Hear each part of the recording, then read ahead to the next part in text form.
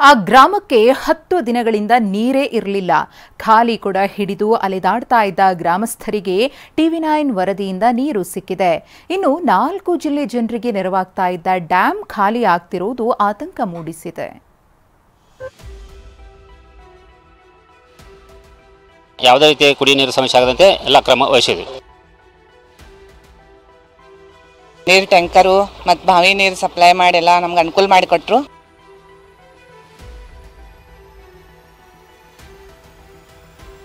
ಟಿವಿ9 big impact. ಬರದ ಊರಿಗೆ ಬಂತು ಜಲಧಾರೆ.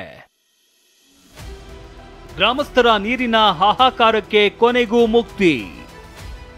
ಬೇಸಿಗೆಯಲ್ಲಿ ಜಲಕ್ಷಾಮಕ್ಕೆ ತತ್ತರಿಸಿರುವ ಇದು ಬೆಳಗಾವಿ ಜಿಲ್ಲೆ ನೇರಳಿ ಗ್ರಾಮ. ಇಡೀ ಊರಲ್ಲಿ 2000 ಮನೆಗಳಿದ್ರೂ ಇರೋದು ಮಾತ್ರ ಒಂದೇ ಬೋರ್ವೆಲ್. ಇದರಲ್ಲೇ ನೀರು ತುಂಬಿಸೋದಕ್ಕೆ ಸಾವಿರಾರು ಜನ ನಿತ್ಯ ಸರ್ಕಸ್ ಮಾಡಬೇಕಾಗಿತ್ತು. ಪರಸ್ಪರ ಕಿತ್ತಾಡಬೇಕಾಗಿತ್ತು. ಕೆಲಸ ಕಾರ್ಯ ಬಿಟ್ಟು ನೀರು ತುಂಬಿಸಬೇಕಾಗಿತ್ತು.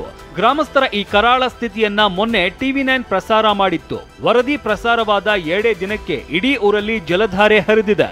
4 ತಿಂಗಳಿನಿಂದ ಕೆಟ್ಟು ನಿಂತಿದ್ದ ಮೋಟಾರ್ ಅನ್ನ ಪಿಡಿಒ ಸರಿಪಡಿಸಿದ್ದಾರೆ. ಮೋಟರ್ ರಿಪೇರಿಯಾಗಿ ನಿನ್ನೆ ನೀರು ಸರಬರಾಜಾಗಿದೆ.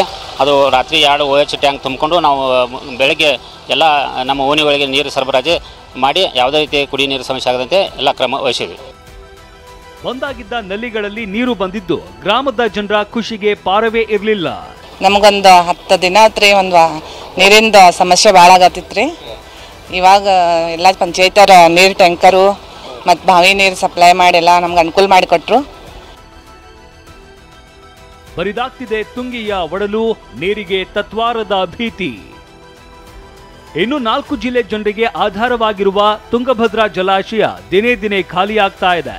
105 ಟಿಎಂಸಿ ನೀರು ಸಂಗ್ರಹ ಸಾಮರ್ಥ್ಯದ ಡ್ಯಾಂನಲ್ಲಿ ಸದ್ಯ ಕೇವಲ 8 ಟಿಎಂಸಿ ಮಾತ್ರ ನೀರಿದೆ. ಡ್ಯಾಂ ಖಾಲಿಯಾದ್ರೆ ಕೊಪ್ಪಳ ಜಿಲ್ಲೆಗೆ ಜಲಕ್ಷಾಮ ಎದುರಾಗಲಿದೆ. ನೀರಿನ ಸಮಸ್ಯೆ ವಿಚಾರಕ್ಕೆ ಕೊಪ್ಪಳ ಜಿಲ್ಲಾ ಉಸ್ತುವಾರಿ ಸಚಿವ ತಂಗಡಗಿ ಸಭೆ ಕೂಡ ನಡೆಸಿದ್ದಾರೆ. ನೀರನ್ನ ಸಂಗ್ರಹ ಇರಿಸೋದಾಗಿ ತಿಳಿಸಿದ್ದಾರೆ.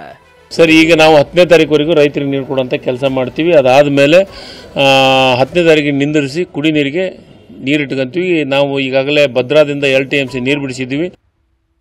ಬೇಸಿಗೆ ಆರಂಭದಲ್ಲೇ ಕೊಪ್ಪಳ ಜಿಲ್ಲೆಯ ಹಲವೆಡೆ ಕುಡಿಯುವ ನೀರಿನ ಸಮಸ್ಯೆ ಆರಂಭವಾಗಿದೆ. ಈ ಹಿನ್ನೆಲೆಯಲ್ಲಿ ಜಲಾಶಯದ ನೀರನ್ನ ಸಮರ್ಪಕವಾಗಿ ಉಳಿಸಿಕೊಂಡು ಪೂರೈಕೆ ಮಾಡುವ ಕೆಲಸ ಮಾಡಬೇಕಿದೆ.